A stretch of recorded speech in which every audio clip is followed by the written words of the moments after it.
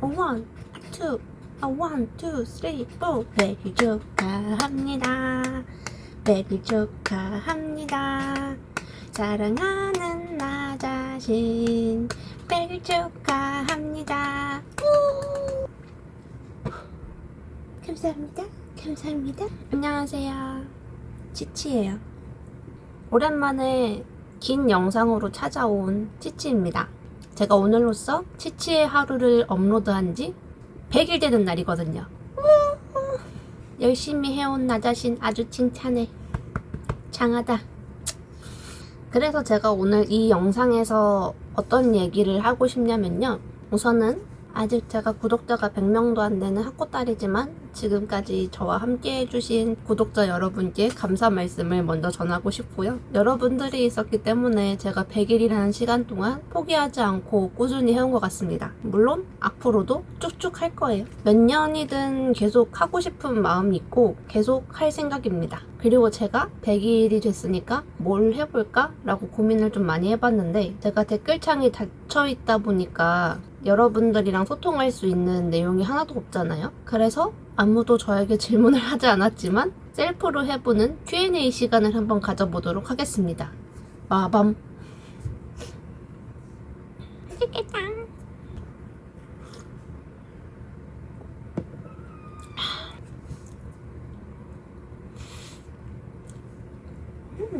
맛있다.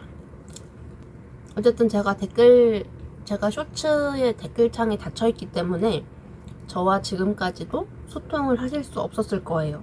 근데 한 가지 사실을 말씀드리자면 특별한 계기가 있지 않는 이상은 앞으로도 쇼츠 댓글창은 닫아놓을 생각입니다. 왜냐하면 좀 여러 가지 경로로 유입이 될 수 있다는 게 장점이면서도 단점이라고 생각해요. 쉽게 들어와서 쉽게 말을 하고 나갈 수 있는 곳이니까. 근데 영상을 찍어서 업로드하기로 마음을 먹은 이상 댓글이 좋든 나쁘든 달리는 거에 대해서 감내를 해야 한다고 생각은 하는데 욕을 먹는 게 당연한 건 아니니까. 그리고 신경을 안 쓰려고 애쓰기는 하는데 아무래도 제가 원래 상처를 잘 받는 타입이라서 조금 상처를 받게 되더라고요. 그 소수의 악플러 때문에 닫는다는 것 자체가 조금 말이 안 되는 것 같긴 한데 근데 좋은 댓글이 달리든 나쁜 댓글이 달리든 그거에 대해서 기분이 오락가락하는 건 옳지 않다라는 판단이 들어서 댓글창을 닫게 됐습니다.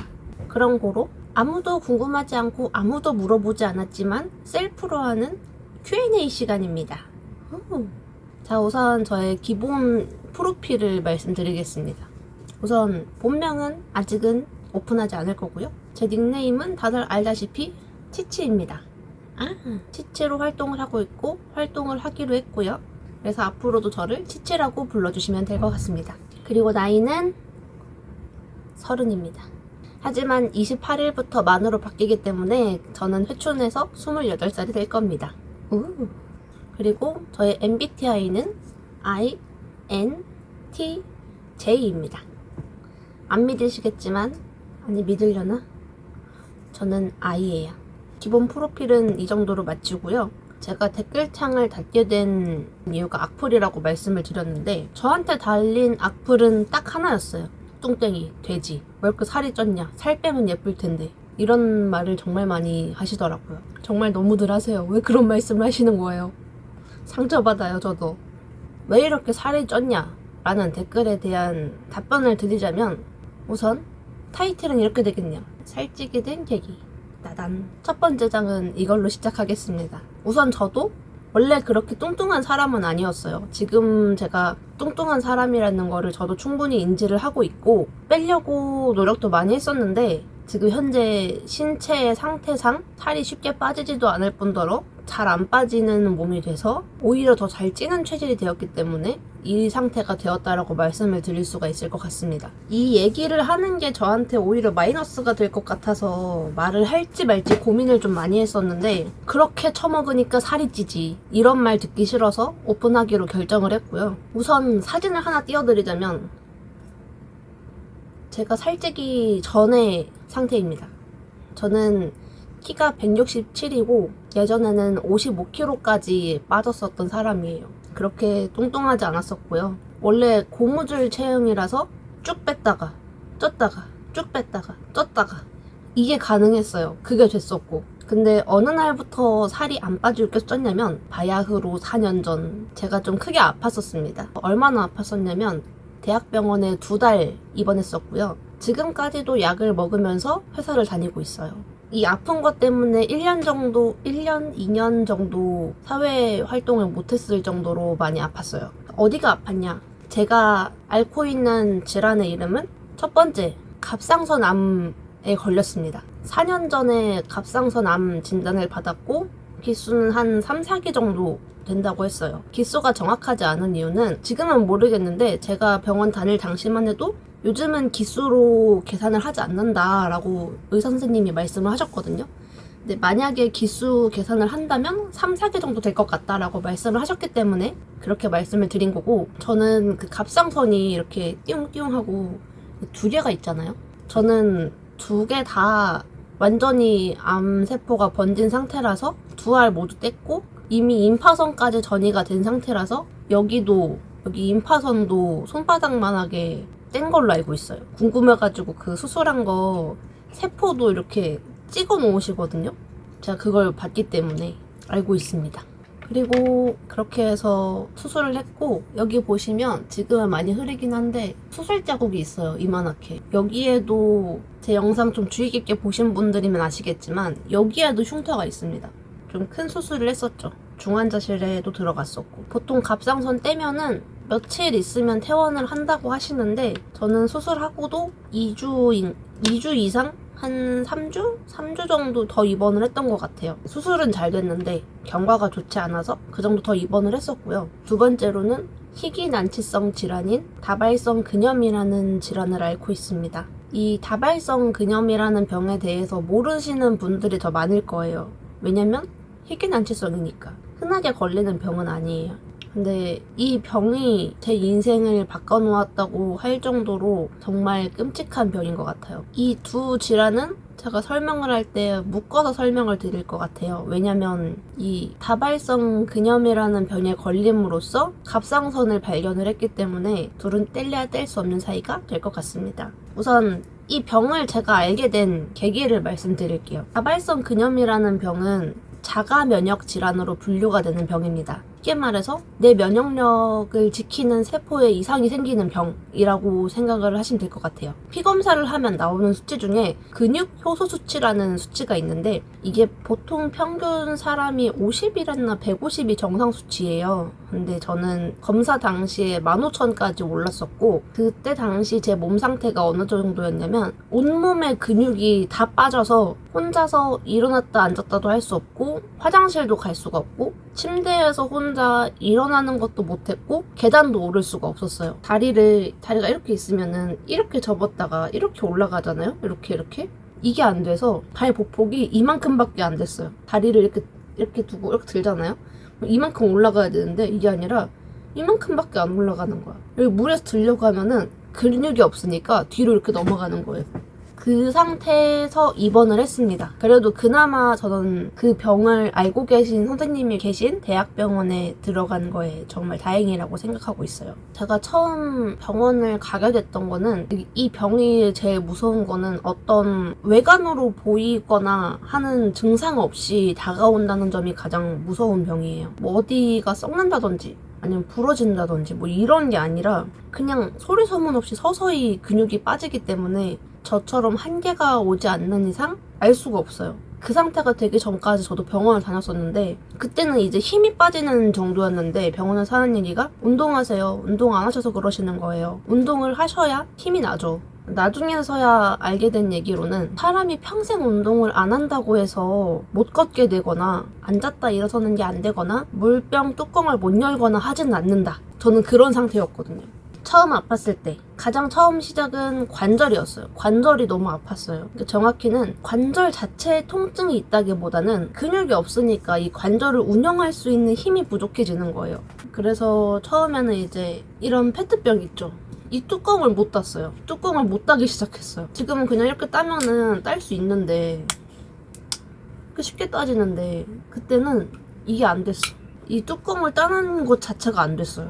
그리고 그 당시에 손목이랑 발목에 인대가 다쳐서 깁스를 했어요. 반깁스를. 근데 다 나을 때쯤 편의점에서 물을 밟고 넘어져서 오른손 왼손으로 또 바꿔서 깁스를 하는 일이 있었고, 여기까지만 해도 문제가 있을 거란 생각은 안 했는데 그 후로 한 6개월? 6개월 정도 걸렸나? 그동안 계속 몸에 힘이 빠지고 너무 아픈 거예요. 운동을 해도 막 자다가도 계속 깨고, 원래 사람은 자면서 계속 뒤척뒤척 한다고 하잖아요. 근데 그 뒤척일 힘이 없으니까 못 뒤집고 몸이 아파서 깨는 거예요. 그럼 또 일어나서 몸을 뒤집고. 근데 이것도 너무 힘들어서 나중에는 내 다리를 내가 잡고 돌려야 되고 이렇게 잡고 돌리고 이런 일들이 생겼어요. 근데 그때도 이제 다들 주변에서는 네가 운동 안 해서 그래, 너 운동해야 돼, 병원 가도 운동 부족입니다, 이렇게 말씀을 하시니까 나도 내가 운동을 안 해서 그런가 보다 이 생각을 했죠. 운동을 꾸준히 하는데도 좋아지지가 않고 오히려 더 힘들고 더 아픈 거예요. 이유를 모르겠는 거지. 내 생각에 나는 이게 되게 큰 병이 온 것 같은데 다들 나보고 괜찮다고 하니까, 너가 운동을 안 해서 그렇다고 하니까 그런 줄 알았죠. 그러다가 이제 드디어 화장실에서 혼자 일어나는 것조차 할 수 없는 상태가 온 거예요. 그래서 그제서야 이제 사태의 심각성을 깨닫고 병원에 또 갔는데, 지금도 기억나요. 1차 병원을 갔는데 사람이 좀 많았어요. 그래서 앉으면 내가 다시 혼자 일어날 수가 없으니까 계속 서 있었단 말이에요. 그랬더니 간호사가 앉아서 기다리라고 뭐라 하는 거예요. 어쩔 수 없지 하고 앉았는데 내 차례가 돼서 일어나서 가야 되는데 일어날 수가 없는 거예요. 일어날 수가 없었어요.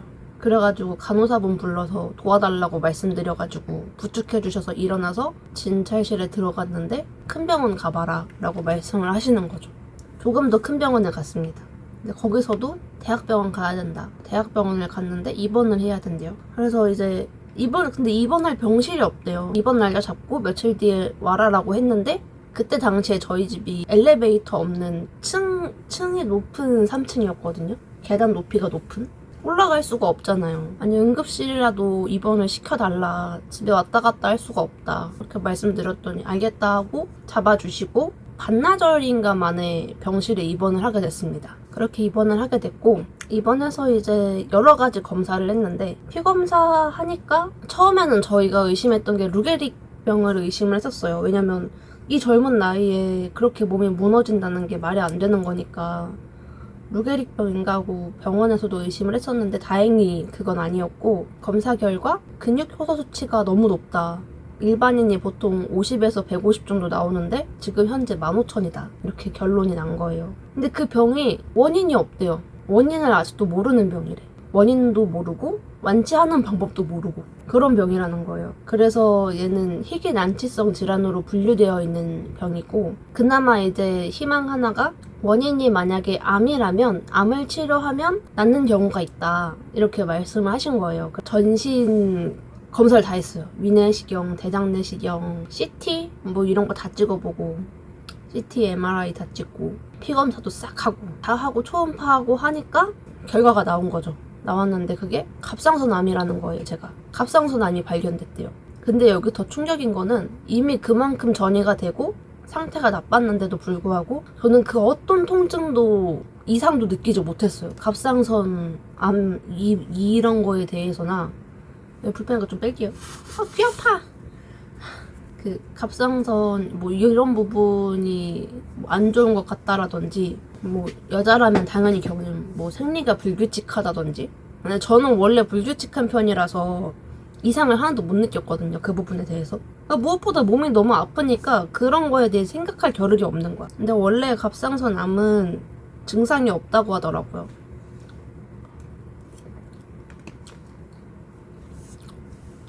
암 진단을 받고 수술을 했습니다. 갑상선 두 알 있는 거 모두 절제하고 림파선도 제거를 했어요. 그리고 그 사이 동안은 그럭저럭 즐거운 병원 생활을 했습니다. 무엇보다 저는 병원밥이 입에 잘 맞아가지고 잘 지냈고, 수술을 하고 수치가 떨어졌고, 그 다음에 집에서 왔다 갔다 하면서 병원을 다니기로 했어요. 그때 제가 다니는 과가 신경과, 이비인후과, 내분비내과, 해귀학과 이렇게 4군데를 다녔어야 됐어요. 그래서 한 달에 적으면 1개, 많으면 3개 이렇게 병원을 다녀야 됐었고, 거의 한 1년 동안은 계속 자주 병원을 갔던 것 같아요. 자주 갔고, 그리고 이제 지금 4년이라는 시간이 지났잖아요.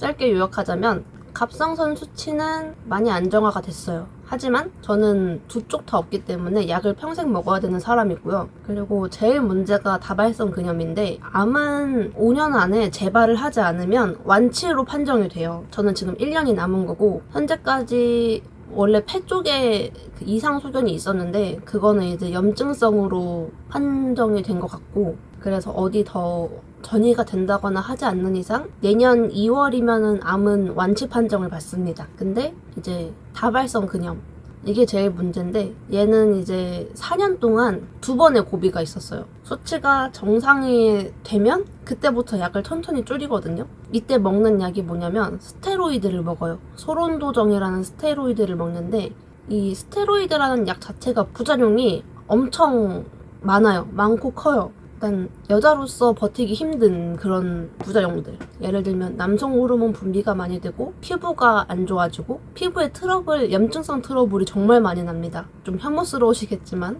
사진 보여드리자면 원래 이 정도까지 피부 상태가 안 좋았어요. 근데 지금은 완전 깨끗해졌죠. 이거는 제가 관리를 열심히 했기 때문에 괜찮아진 거고, 언젠가 궁금하시다고 하신다면 피부를 제가 케어했던 방법에 대해서 한번 업로드 해보도록 하겠습니다. 또 뭐가 있을까요? 아, 붓기. 쿠싱 증후군이라고 있거든요. 얼굴이 이렇게 달덩이처럼 이만해지는, 얼굴이 엄청 부어요. 이렇게 이만해지는 건데 지금도 약을 먹고 있기 때문에 그게 어느 정도 있는 상태인 거예요. 근데 이제 약 용량에 따라서 정도의 차이가 생깁니다. 지금은 이제 또 수치가 안정화돼서 한 알로 줄였거든요.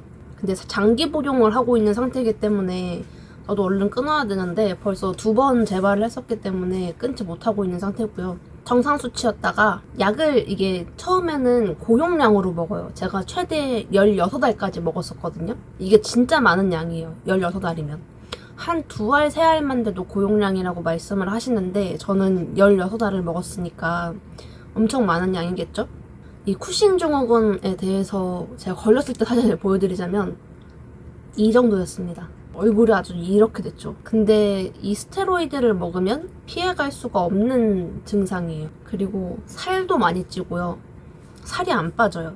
이거는 그냥 네이버에 검색만 해보셔도 나오는 부작용들이에요. 그 외에도 기타 등등이 있겠지만 제가 가장 크게 느꼈던 부작용들은 이 정도고요. 고용량으로 약을 먹었기 때문에 16알 최대 먹었었고, 이거를 이제 계속 주마다 검사를 해서 상태가 괜찮으면 한 알, 2알, 한 알, 2알 이런 식으로 계속 줄이다가 최소로 줄였던 게 이틀에 한 알까지 줄였었거든요. 그렇게 해서 이제 점점 주기를 줄이다가 아예 끊는 방향으로 가야 되는 거예요. 이 약이 또 한 번에 끊거나 한 번에 팍 줄이면 그 부작용이 생기는 약이라서 함부로 끊을 수도 없고 함부로 줄일 수도 없는 약이에요. 근데 이제 이틀에 한 번 먹는 걸로까지 줄였었는데 그렇게 줄이니까 다시 수치가 빵 뛴 거예요. 그래서 다시 초기화돼서 14알부터 먹고 또 줄였어요. 1년에 걸쳐서 줄인 다음에 또 정상이 됐다, 괜찮아진 것 같다 하고 또 이틀에 한 번으로 바꿨더니 또 뛴 거예요. 이거를 4년 동안 2번 반복을 했고 지금은 하루에 한 알씩 먹고 있습니다. 이것도 최근에 줄인 거예요. 병원에서는 이틀에 한 번 먹는 걸로 다시 한번 시도를 해보자라고 얘기를 하는데 솔직히 겁이 나요. 그렇게 또 줄였다가 수치가 또 뛰면 어떡하지? 하고 어차피 겪어서 괜찮다라는 결정이 나면 끊어야 되는 건데 또 줄였다가 수치가 또 뛰면 나는 또 고용량 약을 먹어야 되는 거잖아. 한 2개월 전 영상만 봐도 얼굴이 되게 이렇거든요. 그때가 고용량을 먹을 때였어요. 그나마 영상 시작했을 시점도 약이 많이 줄은 상태에서 시작을 한 거였는데 그때랑 지금이랑 비교를 해보면 특히 여기 밑에 턱살 있죠? 이게 엄청 많이 부어요. 전 이게 지금도 부어있는 상태인 건데 이게 너무 많이 부어서 여기가 이렇게 생기거든요. 어떻게 보여요? 이렇게? 여기에 무슨 물주머니 찬 것처럼 이렇게 붓습니다. 저는 원래 살이 쪄도 턱살이 찌는 타입은 아니거든요. 살이 쪄도 뱃살, 허벅지살 이렇게 찌는 사람이지 여기가 찌는 타입은 아닌데 이 약을 먹으면서 여기가 항상 부어있어가지고 이게 좀 많이 컴플렉스예요. 그래서 마스크 해제가 된 후로도 계속 마스크를 차고 다녔었고 근데 여름이 되니까 마스크 차면 여기 트러블이 나거든요. 그래서 포기했습니다. 받아들이기로 했어요. 그 병이 걸리고 나서 살이 쉽게 찐다고 병원에서 신신당부하셔가지고 스스로 관리를 되게 열심히 했었거든요. 운동도 재활도 했어야 됐고 하니까 1년 넘게 꾸준히 했었고 식단 조절을 엄청 열심히 했었어요. 1년 동안 먹은 게 풀이랑 닭가슴살이랑 곤약 이게 다였으니까 간간히 친구들이랑 약속했을 때 술 한 번 먹었지만 그거 빼고는 거의 그렇게 건강식으로 먹고 양도 엄청 철저하게 줄여서 먹고 그러니까 더 찌지는 않았어요. 근데 그게 처음 수치가 오른 상태에서 시작을 했을 때는 그게 또 됐었는데 이게 반복이 되니까 저도 사람인지라 지치잖아요. 지치다 보니까 좀 어려움이 있었고 그리고 최근에 한번 수치가 뛰었을 때는 제가 컨트롤을 잘 못했던 것 같아요. 너무 2번이나 같은 부작용이 있는 걸 알면서도 또 그래야 한다는 사실 자체가 저한테 너무 버거웠고 이게 또 먹으면 살이 찌는 이유가 식욕이 엄청 늘거든요. 그래서 최대한 조절한답시고 조절을 했는데 잘 안 됐던 거죠. 그래서 좀 많이 쪄버렸고 다시 빼려고 애쓰고 있긴 한데 이 약 자체가 살이 잘 안 빠지는 약이다 보니까 그것도 쉽지는 않네요. 언젠간 또 빠지겠죠. 물론 남들보다 더디고 오래 걸리겠지만 언젠가는 빠질 거라고 저는 믿고 있습니다.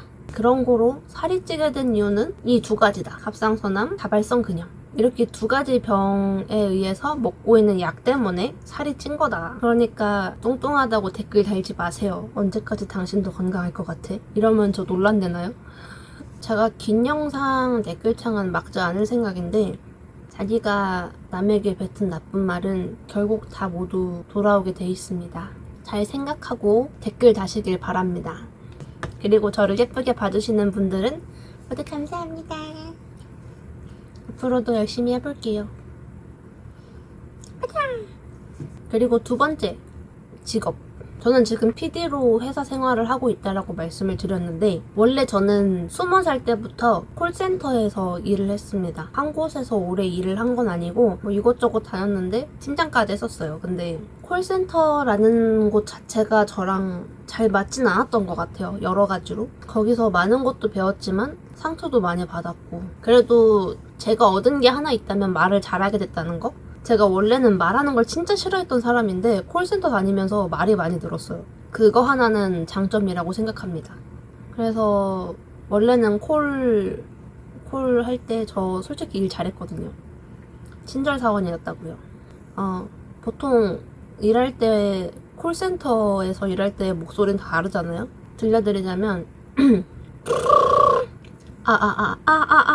반갑습니다. 이웃투투입니다. 무엇을 도와드릴까요? 뭐 이 정도? 이런 식으로 상담을 했었고 근데 이제 일을 바꾸게 된 이유는 첫 번째로는 그 일 자체가 저랑 잘 맞는다는 생각이 들지 않았어요.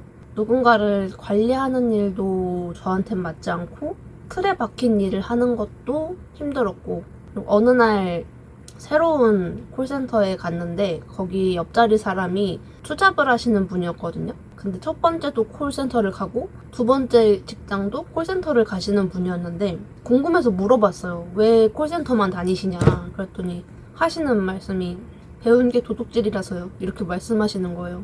그 말이 나는 너무 충격이었어. 그 말이 되게 와닿아가지고 이렇게 살 순 없다 이 생각이 들더라고요. 일을 하다가 고민 끝에 그만두고 내일 배움 카드로 직업교육 받고 편집자 일을 배워가지고 취직을 했는데 촬영팀이 따로 없는 곳이라서 제가 PD 일도 같이 하고 있는 겁니다. 저는 원래 카메라를 되게 좋아하고 찍는 걸 좋아하고 편집하는 걸 좋아하는 사람이라서 지금 현재 직업 만족도는 200%. 그래서 혹시 저처럼 그 직업을 바꾸는 거에 대해서 고민을 하고 계신 분이 있다면 솔직히 저는 하고 싶으면 하라고 말씀드리고 싶어요. 그 일이 잘못됐든 잘못되지 않았든 어쨌든 하고 싶으면 그거는 평생 내 마음에 남게 돼 있다고 생각해요.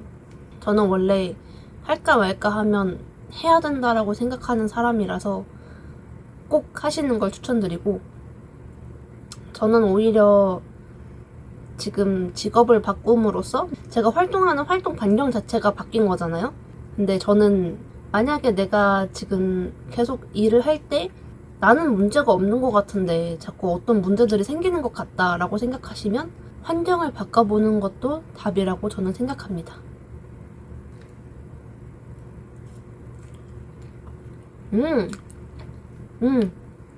요거트랑 같이 먹으니까 맛있다. 그냥 먹어도 맛있는데 같이 먹으니까 새콤달콤해서 맛있어. 그리고 다음은 유튜버를 시작하게 된 계기. 따단! 유튜브를 시작하게 된 계기는 직업 교육을 받고, 그러니까 학원을 수료를 한 거죠. 학원 수료를 하고 이제 취직 준비를 하는데 그 공백 기간 동안 아무것도 안 하면 다 까먹을 것 같은 거예요. 사실 안 하면 잊어버린 게 맞잖아요. 힘들게 배웠는데. 그러면 취직해서도 아무것도 못 할 것 같고. 근데 편집을 하려면 소스가 있어야 되잖아요. 근데 소스가 없는 거야. 그러다 누구한테 내가 무상으로 앞으로 도와줄게 라고 얘기하기에는 취직하면 도와줄 수가 없을 것 같고. 그래서 이제 내가 찍으면 되겠다 하고 시작을 한 거죠. 얼굴 공개를 안 하고 시작을 하려 했었는데 상관없겠더라고요. 그냥 누가 악플 달면 뭐 어때, 이게 난데 하고 그냥 넘겨야지 생각하고 시작했던 거죠. 저는 뭐 나름대로 즐겁게 쇼츠를 하고 있습니다. 근데 저를 만나시는 분들마다 장난으로 치치의 하루 이러고 따라하거든요. 부끄러워, 그만해, 괴롭히지 마. 물론 고맙죠. 꾸준히 봐주고 있단 얘기니까. 근데 부끄러워.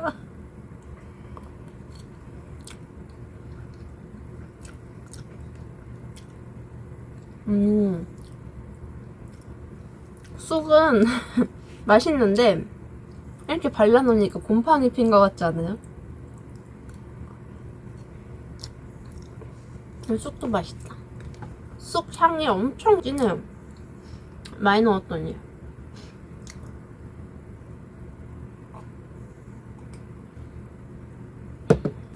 분명 영상 찍기 전에는 하고 싶은 말도 엄청 많았고 열심히 풀어봐야지 했는데 나름대로 열심히 했는데 이게 제대로 된 Q&A가 됐을지 모르겠어요.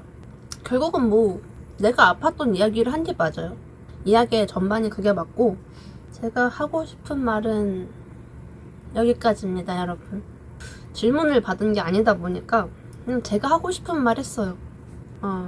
그냥 이런 생각하시라고 올린 영상은 아니고 그냥 전 이런 사람입니다. 여러분 이쁘게 봐주세요.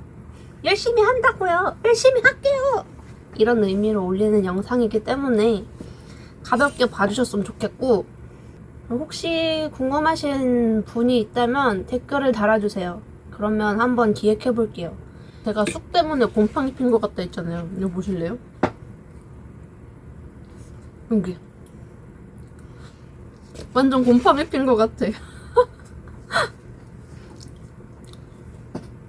그래서 오늘의 결론, 앞으로도 열심히 하겠습니다. 200일, 300일 뭐 꾸준히 열심히 해볼 생각이고요. 열심히 하다 보면 언젠간 뭐 대성하진 못할지언정 하다못해 추억이라도 될 수 있지 않을까? 라고 생각하고 있어요. 더 이상 말할 게 없는 것 같아요. 그럼 어떻게 해야 돼? 영상을 여기서 끝내야 돼.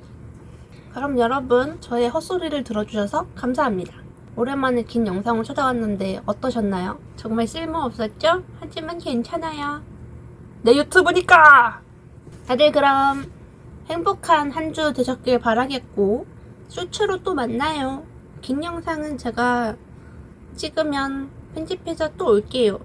아시겠죠? 사실은 5월 14일날 찍은 거 있는데 안 올렸어. 저는 그럼 이만 물러가겠습니다. 안녕.